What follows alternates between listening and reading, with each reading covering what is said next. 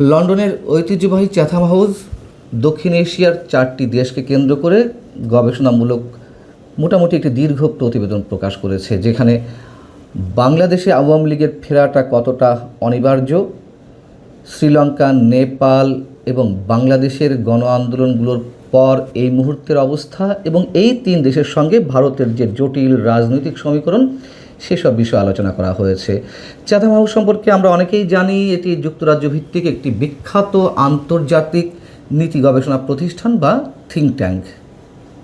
শতাধিক বছরের পুরনো, অর্থাৎ 1920 সালে এই প্রতিষ্ঠানটির জন্ম, যার মূল কাজ হলো বৈশ্বিক রাজনীতি, অর্থনীতি এবং নিরাপত্তা সংক্রান্ত বিভিন্ন জটিল বিষয় নিয়ে নিরপেক্ষতার সঙ্গে গবেষণা করা এবং এই গবেষণামূলক প্রতিবেদনগুলো কখনো কখনো জনসম্মুখ নিয়ে এসে সেখানেই নানান ধরনের আলোচনার ব্যবস্থা করা হয়, আবার কখনো কখনো শুধুমাত্র গবেষণামূলক প্রতিবেদনগুলো জনসম্মুখে নিয়ে আসা হয়। যাই হোক, এই প্রতিবেদনের মূল বিষয় হচ্ছে যে গণ আন্দোলনগুলোর পরে বাংলাদেশ, শ্রীলঙ্কা, নেপাল এক সন্ধিক্ষণে এসে দাঁড়িয়েছে এবং এখানে বলা হচ্ছে যে 3টি দেশেই তো জেনজিদের আন্দোলন সংগঠিত হয়েছে, তারাই নেতৃত্ব ছিল।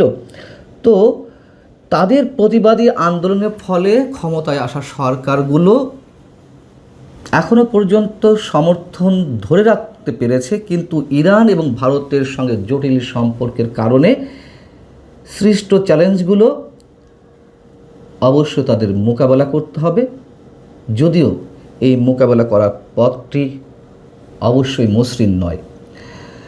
আমরা তো জানি যে 2022 সালে শ্রীলঙ্কার রাষ্ট্রপতি গোতাবায়া রাজাপাকসের যে সরকার, সেই সরকারের বিরুদ্ধে গণবিক্ষোভ সংগঠিত হয়েছিল, তার মাধ্যমে গোতাবায়ার পতন ঘটে।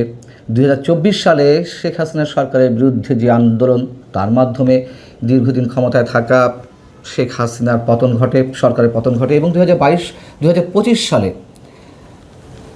জেনজিদের যে বিপ্লব নেপালে, তৎকালীন প্রধানমন্ত্রী কেপি শর্মা ওলির সরকার ক্ষমতাচ্যুত হয়। এখন এই 3 দেশের 3 আন্দোলনের মিল যেখানে উল্লেখ করা হয়েছে চ্যাথাম হাউসের প্রতিবেদনে, তা হচ্ছে এই 3 রাষ্ট্রই মোটামুটি অর্থনৈতিক সংকটে ছিল, জনসংখ্যাগত চাপের মধ্যে ছিল এবং রাজনৈতিক অকার্যকরিতার সম্মিলিত প্রভাবেই এই আন্দোলনগুলো সংঘটিত হয়েছিল এবং এর সঙ্গে যুক্ত ছিল সংশ্লিষ্ট সরকারগুলোর দুর্নীতি, স্বজনপ্রীতি এবং ক্রমবর্ধমান স্বৈরাচারী প্রবণতার সংস্কৃতি।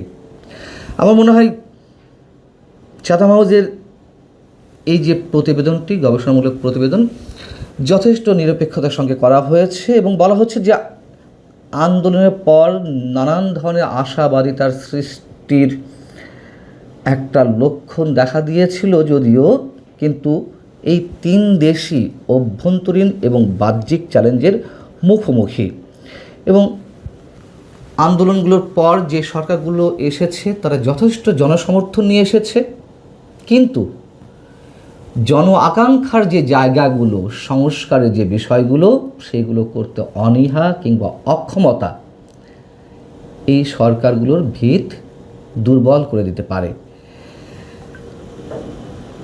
প্রতিবেদনটির এই জায়গাটিতে যে মূল ভাষ্য, তা হচ্ছে শক্তিশালী জনসমর্থন স্থিতিশীলতার নিশ্চয়তা দেয় না। এই প্রতিবেদনে দেখা গেছে যে বাংলাদেশ চ্যাপ্টারটি বেশি প্রাধান্য পেয়েছে এবং আওয়ামী লীগ সম্পর্কে যেটি বলা হচ্ছে তা হচ্ছে বাংলাদেশে মূল বিভাজনটি হলো দেশটির 2টি দীর্ঘদিনের প্রতিষ্ঠিত বংশীয় রাজনৈতিক দল বিএনপি এবং আওয়ামী লীগের মধ্যে, পাশাপাশি একটি বিশ্বাসযোগ্য যুব নেতৃত্বাধীন 3য় ফ্রন্ট গঠনের প্রচেষ্টা নির্বাচনে ফলপ্রসূ হতে ব্যর্থ হয়েছে। আমরা কি কোনো ভুল এখানে দেখতে পাই? নিশ্চয়ই না। মানুষ তো আশা করেছিল যে এই তরুণরাই দেশকে এগিয়ে নিয়ে যাবে, মুক্তিযুদ্ধভিত্তিক বাংলাদেশ গড়ার মধ্য দিয়ে তারা একটা আলাদা মাত্রায়, অনন্য মাত্রায় বাংলাদেশকে নিয়ে যাবে, কিন্তু ঘুষ, দুর্নীতি, নারী কেলেঙ্কারি, মব ভায়োলেন্স এমন কিছু নেই যেই তরুণদের নেতৃত্বে এই আন্দোলনটি সংগঠিত হয়েছিল তারা জড়িয়ে যায়নি, সেটি এখানে উল্লেখ করা হয়েছে। এবং এখানে বলা হচ্ছে স্পষ্টভাবে আপাতত আওয়ামী লীগের উপর নিষেধাজ্ঞার কারণে এই প্রতিদ্বন্দ্বিতা স্থগিত রয়েছে। অর্থাৎ এই যে প্রথমে বলছিল যে মূল বিভাজন যেখানে বংশীয় রাজনৈতিক দল, অর্থাৎ পরিবার কেন্দ্রিক যে রাজনৈতিক দল বিএনপি এবং আওয়ামী লীগ এই মুহূর্তে মানে তার রাজনৈতিক কার্যক্রম নিষিদ্ধ থাকার কারণে প্রতিদ্বন্দ্বিতা ঠিক সেভাবে দেখা যাচ্ছে না। তবে এই পরিস্থিতি টেকসই নয়। ঐতিহাসিকভাবে দেশকে জর্জরিত করে আসা প্রতিশোধের রাজনীতির চক্র ভাঙতে শেষ পর্যন্ত কোনো না কোনোভাবে দলটিকে পুনর্বাসিত করা অপরিহার্য হয়ে পড়বে। এখন পুনর্বাসিত কে করবে? বিএনপি করবে, নাকি অন্য কোনো তৃতীয় শক্তির মাধ্যমে হবে, আন্তর্জাতিক কানেক্টিভিটির মাধ্যমে হবে? সে বিষয়ে এখানে কিছু উল্লেখ করা হয়নি, তবে বলেছে যে আওয়ামী লীগের ফেরাটা অনিবার্য। প্রতিবেদনে ইরানের সঙ্গে এবং ভারতের সঙ্গে দেশ তিনটির যে সম্পর্ক এই মুহূর্তে, বিশেষ করে অর্থনৈতিক অবস্থা, সে সম্পর্কে বলা হচ্ছে যে ইরানের চলমান যুদ্ধের কারণে এই চাপগুলো আরও তীব্র হয়েছে। এই যুদ্ধের ফলে তিনটি দেশই মারাত্মকভাবে ক্ষতিগ্রস্ত হয়েছে, যার মধ্যে রয়েছে মুদ্রাস্ফীতির চাপ, জ্বালানি রেশনিং এবং সংঘাতের অর্থনৈতিক ধাক্কা সামলানোর জন্য সীমিত আর্থিক সংস্থান। আরও অনেক কিছু বলা হয়েছে, সময় লাগবে, নিশ্চয়ই এটি ওয়েবসাইটে পাওয়া যাচ্ছে, আপনারা দেখে নেবেন। ভারত প্রসঙ্গে যা বলা হচ্ছে, ভারতের সাথে সম্পর্ক আরেকটি চ্যালেঞ্জ তৈরি করেছে তিনটি দেশের ক্ষেত্রেই। তিনটি দেশের সরকারই নয়াদিল্লির সাথে সম্পর্ক পুনঃস্থাপন করতে চাইছে, যা তাদের পূর্বসূরিদের আমলে তিক্ত হয়ে উঠেছিল। যেমন বাংলাদেশের ক্ষেত্রে নিশ্চয়ই বলা হচ্ছে যে পূর্বসূরি বলতে ডক্টর ইউনূস সরকার, নিঃসন্দেহে শেখ হাসিনা সরকারের কথা এখানে বলা হয়নি। বলা হচ্ছে যে ভারত এই তিনটি দেশের জন্যই মানবিক সহায়তা, উন্নয়নমূলক সাহায্য এবং অবকাঠামো বিনিয়োগের একটি গুরুত্বপূর্ণ উৎস।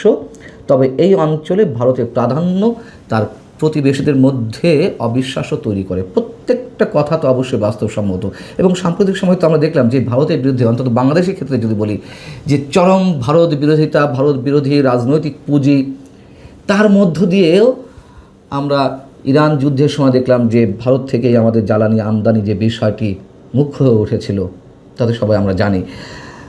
আবার ভারতের দাদাগিরি সুলভ একটি বিষয় আছে, যা তিন দেশের ক্ষেত্রেই প্রযোজ্য হয়েছে এর মধ্যে, এটিও তো অস্বীকার করা কিছু নয়। এবং সবশেষে সে পশ্চিমবঙ্গের যে নির্বাচন, তার যে ফলাফল, সেই প্রসঙ্গে বলা হচ্ছে, এবং একই সঙ্গে পশ্চিমবঙ্গ সহ আসাম সহ ভারতের 5টি রাজ্যে, মানে বাংলাদেশের সীমান্তবর্তী যে 5টি রাজ্য, সেখানে মানে সেগুলো সবকটিতে যে বিজেপির উত্থান সরকারে, সে বিষয়ে বলা হচ্ছে যে দলটির কখনো কখনো বিভাজনমূলক পরিচয় ভিত্তিক রাজনীতির কারণে বাংলাদেশের সঙ্গে সম্পর্ক তিক্ত হয়ে উঠতে পারে। নিঃসন্দেহে আমরা সেটি এখন দেখছি। যদিও শুভেন্দু অধিকারীর দল পশ্চিমবঙ্গে ক্ষমতায় আসার পর বাংলাদেশ সরকার কিংবা বুদ্ধিজীবী মহল কিংবা কূটনৈতিক মহল থেকে বলা হচ্ছিল যে এই নির্বাচনের ফলাফল দুই দেশের সম্পর্কে কোনো প্রভাব ফেলবে না। যাও,